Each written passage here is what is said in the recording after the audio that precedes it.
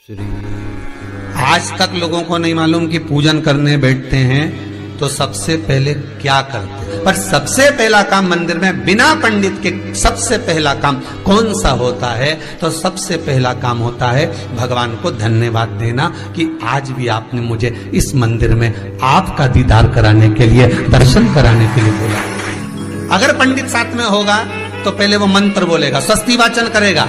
स्वस्ति वाचन करने में उसको अर्थात भगवान के लिए भी प्रसन्नता और आपके लिए भी, पर आपके पास कोई ब्राह्मण नहीं, आपको कोई स्तुति नहीं आती, आपको कोई मंत्र नहीं आता, आपको कोई साधना नहीं आती, आपको कोई तप नहीं आता, पर आप इतना तो कर सकते हो कि भगवान के मंदिर में जाकर उनको धन्यवाद दे सकते हो कि तेरी कृपा है जो मुझे चलकर यहां तक बुला लिया, 2 कदम चलाया, यहां तक बुलाया, ये तेरी कृपा है। और बड़ी कृपा करी जो डलिया भर के पूजन का सामान भी लाई, बड़ी कृपा करी जो दूध भरकर भी लाई, बड़ी कृपा करी जो कलश भरकर भी लाई। कितने लोगों का फायदा है कलश भरकर मंदिर ले जाने में? देखिए जरा कितने लोगों का फायदा।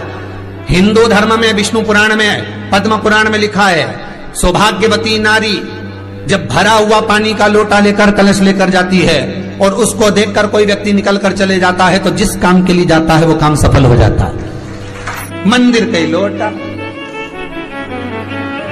मंदिर का ही पानी, सिर पे पल्लू लेके हर हर महादेव, बस शिव जी के चढ़ा रही और इतने प्रेम से रिझा रही। अब फ्री का पानी था तो एक लोटे में मन भी नहीं माने। अरे करा तो भगवान के सम्मुख में पहुंचकर अगर आप जल का पात्र भी लेकर जा रहे हो, भरा हुआ लेकर जा रहे हो, तो कितनी प्रसन्नता की बात है। हिंदू धर्म की रीति है, जिस पात्र को हम जल चढ़ाने लेकर जाते हैं उस पात्र में भगवान के चरणों का जल लाते हैं, खाली पात्र नहीं लाते। क्या लाते हैं? भगवान के चरणों का जल।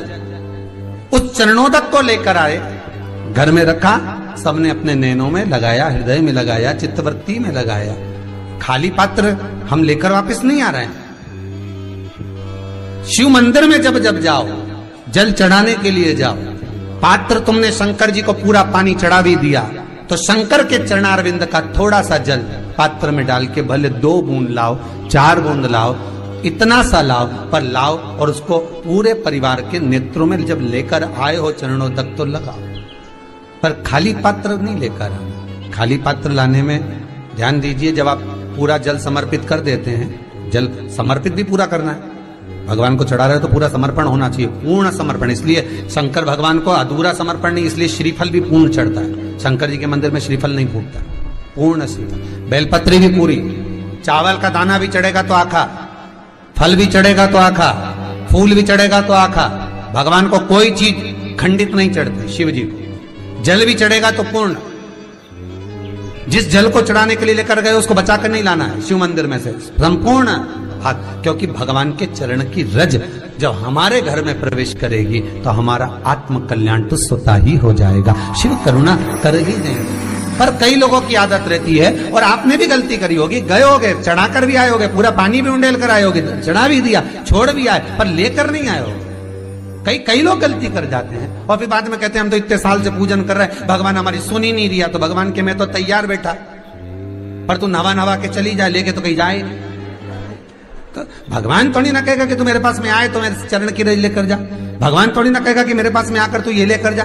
भगवान तो कहेगा मेरे पास में आया है, मांगना कुछ मत, बस मुझे जो स्नान कराया है मेरा चरणोदक लेकर जा, छीट दे पूरे घर में, संपदा भरना मेरा काम है। जहां मेरी चरण की रज पहुंच गई वहां संपदा स्वतः पहुंचती है, मैं वहां पहुंच जाता हूं। तो चरणों तक ले जा, पर लोग ले जाते हैं, पूजन करते, कलश भी उंडेलते, जल भी चढ़ाते, पर आते समय खाली लेकर आ जाते। भगवान को इतना बुरा लगता, मेरे दरवाजे से खाली जाए, मुझे कितना बुरा लगेगा। जो आए वो भर कर जाए, भले 2 बूंद लेकर आओ, पर उसमें चरणों तक थोड़ा सा लेकर अवश्य आए। उसी तरह जल चढ़ाने के बाद हम जब लेकर आते हैं पात्र के अंदर, ये उसमें उसकी बरकत है। गर्ग संहिता में दूसरी चीज कही, उसको भी समझ लीजिए। गर्ग संहिता में कहा गया, जब आप घर से जल लेकर जाते हो भरकर, तो ये सृष्टि की जितनी नदियां हैं, पृथ्वी पर जितनी नदियां विद्यमान हैं, जितने तालाब, जितने सरोवर, जितने कुंड, जितने विराजमान हैं, उन सारे तीर्थों का जल जब आप घर से लेकर निकलते हो तो वो तीर्थ का संपूर्ण जल आपके कलश में आ जाता है। और जब आप उस जल को शिव पर समर्पित कर देती हो और 2 बूंद चरणादक लेकर जब जाती हो तो शिव महापुराण गर्ग संहिता पद्म पुराण कहती है वो जल साधारण नहीं रहता, वो गंगा जल बनकर तुम्हारे घर को पवित्र करने के लिए पहुंच जाता है। वो पवित्र गंगा जल बन उसको लेकर प्रवेश करता है। हम बार बार कहेंगे भगवान के मंदिर जब भी जाओ ना, चेहरे पर प्रसन्नता होना चाहिए।